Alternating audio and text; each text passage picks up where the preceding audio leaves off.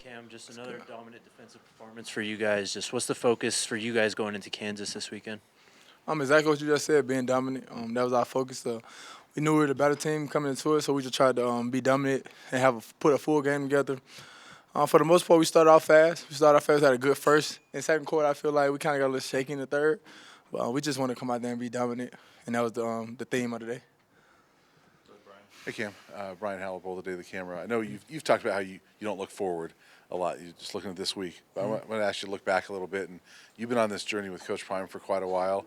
Can you talk about your growth as a player and with him from the time you first met him and started being coached by him to where you are now? You ain't got enough time for all that. But when I first met Coach Prime, I wasn't. I felt like I was a better player than I actually was. When I first met him, I felt like I was the best thing since sliced bread. Until I met him, then I kind of learned what it was to be great and how to be great every day and be consistent every day. So me growing up with him, I just became a very consistent person just in everything I do in life as a whole. I mean, everything I do it from at home, translate to the field. So I just grew up as more of a man than anything under Coach Prime, more than a football player. Football comes and go, but the life lessons and everything that he's taught me just to be a better man is the biggest thing that I learned. Cam, Lee Rivera with Scope Up Sports. Your film recognition is off the charts when you're identifying and you're always moving guys around. What is your process like when you're looking at new opponents, and how do you help keep your other teammates aligned whenever you do stuff like that? For me personally, we play a different style of defense than we see in the Big 12. So I look at what other teams tried to do us before, and I look at what this team has. I mean, so going into this week, we have a quarterback that runs the ball a lot. So I look back at UCF, and that's the last quarterback we had. That was like a dual threat guy that likes to run the ball. So we look back at that, see what they try to do to us.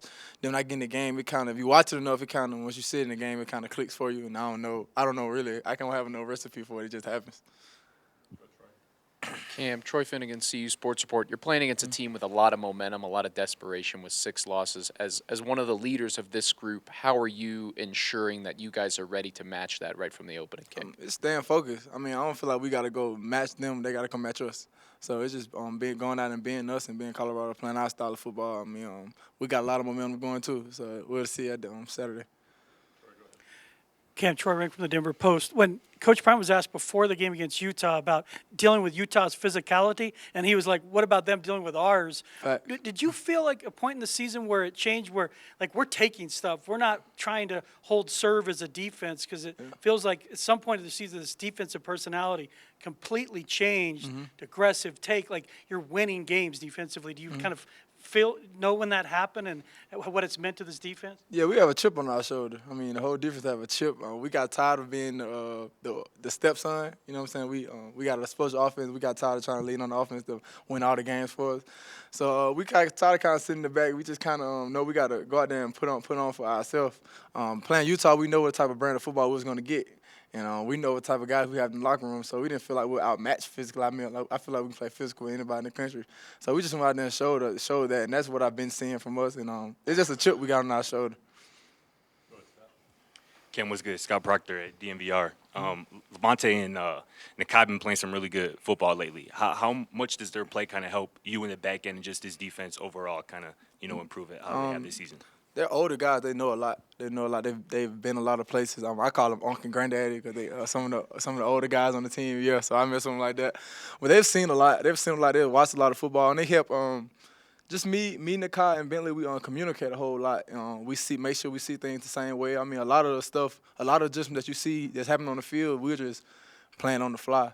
Honestly, because I really trust what they say and what they see, and they trust what I see. So it's a big trust factor between us and them. So they're helping us a lot. I mean, you see the play on the field, been doing it for us. Hey Cam, Pat Graham, Associated Press. With the stakes getting bigger and bigger with every game, do you kind of embrace the stakes or do you kind of downplay them, or how do you handle that building pressure? We Colorado football. Every game we came out, Shador Vince says we the Super Bowl. So it's no new pressure. I mean, we always been a team that everybody's shooting at. So we're used to the pressure. I mean, it's kind of, we don't have no pressure.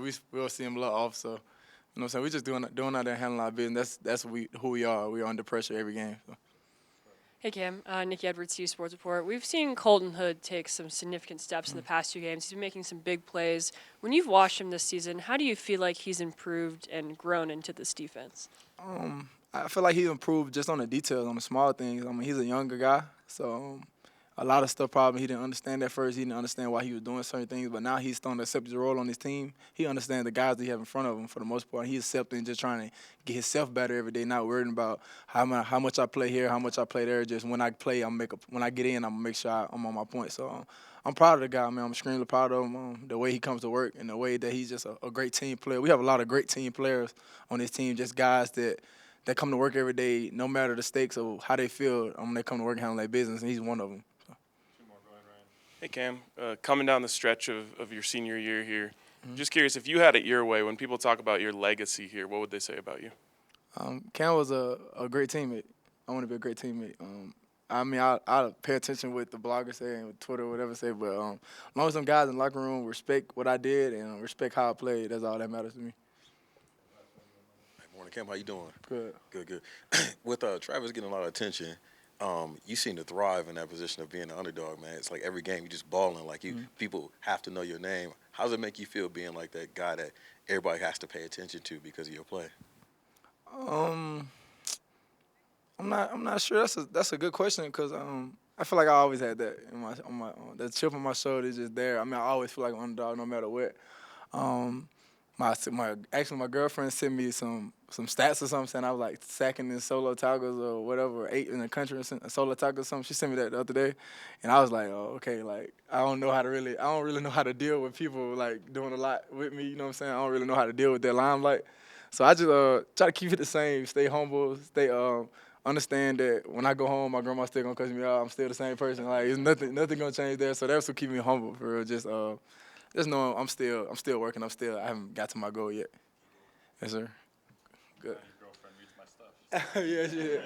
Appreciate y'all.